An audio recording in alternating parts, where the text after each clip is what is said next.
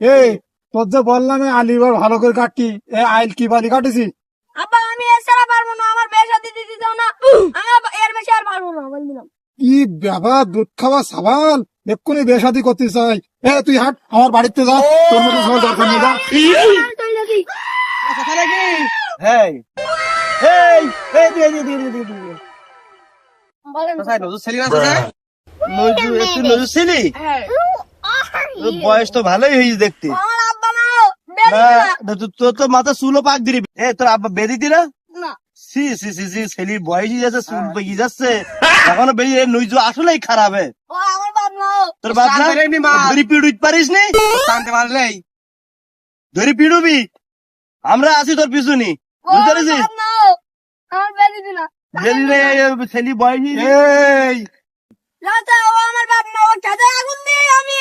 হ্যাঁ দিবি ধমকি। তুই কার কি করতেছিস? আব্বা এরা আমার মারা প্ল্যান করতে আব্বা, এরা তোর মারা ফেলান করতি? এরা এই শিখাই দিবি কি যে তোর বাবার খেতে আগুন দিবি। সত্যি কথা? কি কথা কয় নইজু তো খিবি। দাঁড়া, আমি এখানে একটু দেখিনি, দাঁড়া। এই কোন গেল রে? দাঁড়া,